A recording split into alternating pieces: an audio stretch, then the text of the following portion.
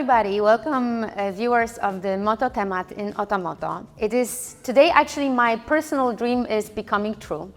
We are sitting in a very, very unique place, the only place in the world where the beginning of driving a car till the end meets. We are at the production plant of Volkswagen Poznań, where the models Caddy and Crafter are being produced worldwide. It is my greatest pleasure to introduce my guest, the CEO of Volkswagen Poznań, Ms. Stefanie Hegels. Thank you very much for letting us enter this very unique place. It is not very common that we can meet just in front of the production line where cars are literally now being produced. So starting with the production process, it is what has happened in the automotive industry in the last 5 to 10 years is absolutely amazing. The acceleration of the technology in automotive industry is very, very fast. A car has become actually a digital platform. It for sure impacts the production process that here in Poznań is taking place, in Poznań and in Września. Could you tell us a little bit more how you have prepared for these technological changes that we are now witnessing? Well, I think the most important point, first of all, for car manufacturers is the automatization of the processes which are used to produce the cars. And this could be seen when we switched from the Caddy 4 to the Caddy 5 model that was 3 or 4 years ago. And compared to the former modules, we had in the body shop a much higher automatization. So that means that we have to train all our people, because in former times they had the welding guns and doing it manually, and now they're not using welding guns, but now they're using the robots to do the work for them. But now the employees have to learn how to program the robots and how to steer all these processes. And this is a very big impact on the production process side. It is quite unique where technology and the future meets the present with robots all over the place. We can see that in different stages of the production process. If you could tell us a little bit more on how you prepare your staff, the co-workers, to adapt to this fast-changing reality of producing cars. We have our own qualification and training center on our sites, and this is where we had this year already something like 20,000 lectures, let's say. So that means that each person of our staff had at least 2 lectures within this half year. And that means we are really taking care about all these topics, and this is regarding all the automatization stuff, and it's a question of how to deal with robots. But on the other hand, it's preparing them for the BEVs, so the battery electric vehicles, which we are going to produce starting in autumn. And this is some training which everybody has to go through, because we think it's very important that our people know what they are producing and what are the new technologies they are using. This is very interesting in terms of the size of the factory. You employ more than 9,500 people. So the development is quite a big chunk of the operations that is happening here, apart from the production process and all that stuff. So also, how do you cope with the mass, with the scale of these of the training center and the short time you have in order to train the people? Or maybe it's not a short time, maybe you have it all planned. How is it all organized? Well, I think it's not like training had been in former times, that we have trainings which last a day or 2.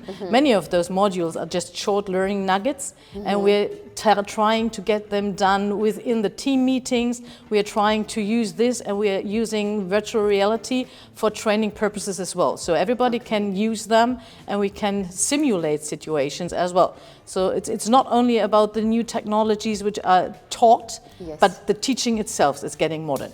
That's super, super exciting. You mentioned the BEV vehicles that you will start producing in fall. So one important, I would say, trend or change in the automotive industry worldwide, especially for Volkswagen Poznań, is going to carbon neutral production process into the 2 streams, I would call it. So one, cars that you have mentioned, but the other one is to become a green factory and very carbon neutral partner or representative of the automotive industry. If we could talk about that a little bit. So starting with the cars, because that is the most important part and exciting part.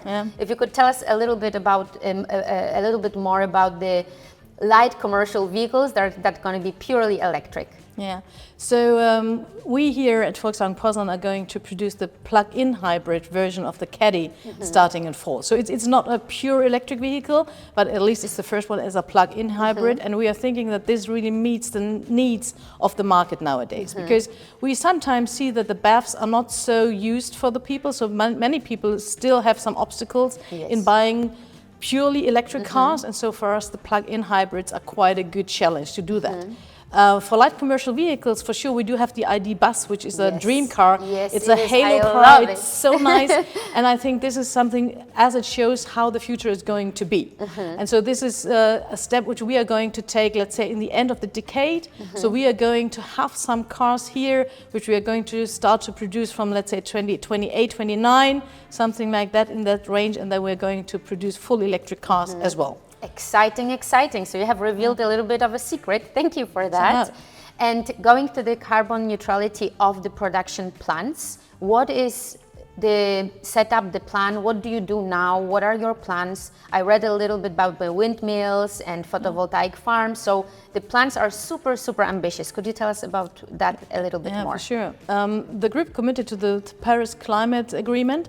And so it's for us necessary to do something, and not only because we committed to that, but we think it's necessary for all of us and all our children. So this is something like a mindset topic. And what we are doing, we are having a program that is named Go to Zero Factories, and we are aiming to 2040 to be carbon neutral in our production processes. And that means we are building up photovoltaic farms. The big issue which we'll have next week, we're going to have the opening of the second step of our photovoltaic farm, which we built in Rezhnia. And if this comes in place, and when it's really going to be sunny, this might be possible that we just need no other energy source at the day if the sun is shining for the whole plant. So this would be a great impact, but it's not the only one which we're doing. And we are needing a lot of gas for the heat processes of our paint shops. And there we are going into a pilot project with biogas, because we need to decarbonize this gas supplies as well. So there is some project on biogas as well. And as you mentioned, the windmill topic, so we are trying to get all the legislation stuff done, because we have to keep all these regulations in the moment. We are just dealing with the birds research, which we have to do, and to follow up where the birds are flying over our plant sites. But after that, we are going to start the project of windmilling. So that means we are trying to produce our own energy. But first of all, and before we do that, for sure, we try to save energy, because not using it means it's the best case, because doing it on ourselves is only the second best chance. Yes, I can only say thank you, because you are placed in my hometown, so we are a benchmark for others, not only in this region, but in the whole country, and most probably also in Europe. It also requires quite a lot of, I would say, brain power and money to do that as well. So very happy that Volkswagen is willing to invest that and change in the mindset. I would say that is the one that is the trickiest. So it's very important to talk about that. But let me say, because you just mentioned the economical point of it, for us it's not something which is nice to do and nice to have. It's an economical decision as well. So let me give you another example. We use our heat recovery systems within the foundry, which we do have in the city center. And with this heat, which we could recover from our processes, we heat up to 6,500 flats. So that means we are using in Poznan our energy, which we had used for heating other facilities. So this is something which is quite as well. And this for sure makes it a business case, investing in such technologies. Definitely. It pays off simply. It does. Also in euro determines. And there's, let me just add another topic, because I think it's the one side to get our production sites carbon neutral. But for sure we have to take care about the supply chain as well. Because 60% of our materials regarding the volume are coming from Polish suppliers. So that means that we started projects with them to decarbonize our supply chains. So the question of using electric trucks is going to be very important. For sure, this will not take place within the next 1 to 2 years. Yes. But if you don't get started, you will never achieve it. It is a long-term strategy, and sustainability is a very important topic. It is for sure not easy, and it also demands collaboration from different stakeholders. It's not only the decision, most probably of Volkswagen, but all the others. But this cautious choice of these solutions is what makes the difference, I believe, as well. And sometimes you have to be a little bit entrepreneurial and to be a little bit like on an expedition, because many of these roads nobody really had done or taken yet, and so you have to find the ways how to make it real. Do that. Yeah, wonderful. You mentioned also the training center for your employees and how important it is to keep up to the technology that is developing really, really fast. How could you encourage young people who would like to go on this path to change the automotive industry future to join Volkswagen and start the journey in your facilities? We start quite early with that, because we have a dual education programs with schools in Brezhnia and here in Poznan. So we are starting with the let's say children for 13 or 14 years old, so they can do a dual education with us. So they are the first ones who get into touch with us as industry. This is a project which we are running since 18 years right now, and so many of these pupils are now employees of us. So this is really great. And for sure we do have cooperations with both universities, which we have here in Poznan. So we do many projects on having something like Be the Best challenges, where we ask students to perform projects, and the best who are winning, they can then realize these projects in our site. And many of them, I know that they, after a while, get so infected by what we are doing that they'd like to join us. Yes, it's a very practical approach, not a theoretical one, but a very, very practical. And I think that is the key to success as well. What kind of skills and competencies do you look for when you look for employees for Volkswagen Poznań? It changed for sure over the last decades. What's very important nowadays is automatization, it's digitalization, and for sure it's competences like dealing with artificial intelligence. So it's programming, and it's much more of all these digital topics, much more than it had been in the past. And for sure what we're looking for as well is leadership competence, because leadership means you have to develop and you have to act on your own and to be responsible for something. So this, on the other hand, is very important for us, that people do not wait to be told what to do, but that they have to be active and bring this purpose and spirit with, that they want to do something and not wait till somebody tells them what to do. It is very ambitious, and if I look at when I was walking into the factory, I also saw that there are signs in Polish and in German. So as I can assume, the main language here is German, even though we are now talking in English, also for our audience and the viewers. But I guess that German language is still very, very important for the Volkswagen world, even though the outside world is an English, let's say, driven a little bit. Why? Why is it so important to be German speaking person in the factory? Well, I think German was the company language over the last years. Now it's starting to change. So even the group meetings start to take place in English. And so we have a very different view on that here. If you compare the persons, let's say 40 plus, they speak German. Yes, they do. But 30 minus, they more or less only speak English. And so we are changing in the moment, and so we are using English, German, and for sure Polish. But Polish is for sure for us, coming from Germany or other countries, a little bit hard to learn. So we are quite happy that we can communicate on German or in English. Great. So let's kill the stereotype. Volkswagen is not only about German language. Of course, it's a skill that is well perceived, but it's not blocking anyone from entering the Volkswagen world. Not at all. Fantastic. Thank you. One more topic that I wanted to discuss with you, and I must tell you it is very close to my heart, and I admire Volkswagen not because it's happening here, but it's because it's setting the benchmark not only for the industry, but for the business world in general, which means women in leadership. It is very, very unique. 100% of the board of Volkswagen is female. 30% of women are working on managerial positions in these plants. So we are both coming from the automotive industry. It is I can only say from my perspective that it is a fascinating one, but it is not very usual that women just decide to enter this world. Yeah. So how is your point of view and your story and your experience, how you have started that journey, that we could tell to women who are listening to us and men, and maybe encourage them a little bit to join? You're totally right. It's very unique, and I'm very happy to be part of this unique situation. Because for sure in my career at Volkswagen, which is now something like 27, 28 years long, I often had been the only female person in a room, in a meeting or something else. So it was always something like a struggle. And so I'm very, very happy that it's here in Poznan that we really have 30% of our, let's say, white collar workers are women and 30% are in the management. So that means that we have something like a diversity quota, which is really representing the people who are working is in the normal business than in the management.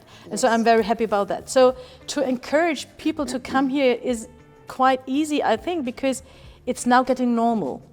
And if a situation gets normal, then it's easier to join. True. I think it was not really planned that it's like it is. It was just a constant development of good performing people. And employees. And so that shows that it's possible. And for sure, we do have some helps, we do acknowledge that women sometimes have other needs than men. And so this is not really hindering anybody to join management as well. And I only can say I'm very happy to work with so many women. And actually, I can't imagine going back somewhere where I again would be the only woman. That would be my next question. Yeah. What difference do you see in these diverse teams? I think, yes, there is quite a lot of research outside saying that diverse teams perform better, are more effective. But from your very personal experience and from your 27 years in the Volkswagen world, if you could name 2-3 main differences within mixed and diverse teams versus the ones who have one or the other side being the main one, which one would you name? I think it's much more discussion, and I like discussion because that means that you're exchanging ideas, and probably you get to better results if you discuss things. So if everybody is the same and all are the same and all have the same impact and all have the same ideas, then you will not get a good solution. True. And I think this is, so it's diversity, and it's not a question of men and women. Exactly, it's always a question of how old are the people. So this is something which an aspect could join there as well. So if you all are the same age, then probably you don't know what the young generation is talking about. And so this diversity, this is something which we have to work on still. So because this is even harder to achieve.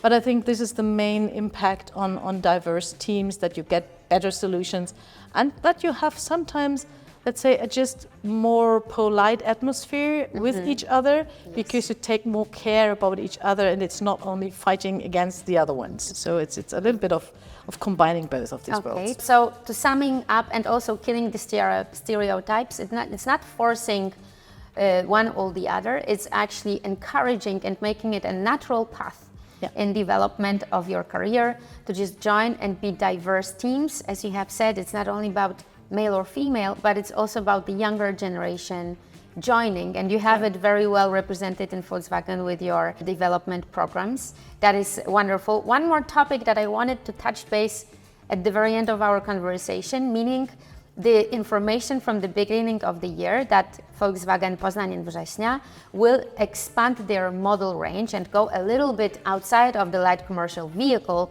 segment into the passenger car segment and the production of the beautiful Golf, one of the dream cars here in Poland. So we are very happy. Could you share a little bit more about these changes that the concern is implementing here in Poznań? So it's planned to build a special volume of the Golf here at Poznan, at the site here in Poznan actually. And this is going to work like we did it with the T6 before with Hanover. So we had a combined production, so there were some T6 produced in Hanover and some here, and we're going to do the same with the Golf starting in 3 or 4 years' time. Perfect. Does it make Poznań and the Września more significant in the Volkswagen world as a plant to go into the passenger cars section with the Golf? And a tricky question that I need to ask, and I'm sorry for that, are there more models to follow the Golf? Actually, I am quite happy producing light commercial vehicles, to say so. And we do have the strategy of the Space family, which is a platform which we'll have to use for the light commercial vehicles. And this is going to be installed at Hanover and Poznan and Rezhnia. So we are going to have new models, but these are going to be light commercial vehicles again, and I think this is quite good, especially for the plant in Rezhnia. I can't imagine a passenger car that is that huge than a crafter. So this means that we are quite unique with our facilities and we are fitting for the light commercial vehicles. That is wonderful that you mentioned it, because I have visited Rezhnia in 2018, and I just want to say that you are open for visitors. This is something maybe that people do not know. So if you turned 10 years old and you're up to whatever age you can imagine, you can sightsee both plants or just Rezhnia. You can see both plants. So last year we had 15,000 visitors in all our plants. And so you just can book this via the internet, and then you can choose a date and appointment. And we have very, very nice guides who love to talk about what they can show you. And so it's really, it's a big deal, and I think the tourist information, even Poznan now says to the people they should use this opportunity to come here, and I like to show it. Great, so summarizing, we invite everybody to see the world, how cars are being produced, one of the most exciting cars in the world from the Volkswagen brand family, Crafter, Caddy, Golfs, and many, many more. ID Bus, a wonderful one. So we're inviting everybody to visit. Ms. Hegels, thank you very much for this meeting. I enjoyed it very, very much. And I hope to see you soon in the future. Thank you. Thank you very much.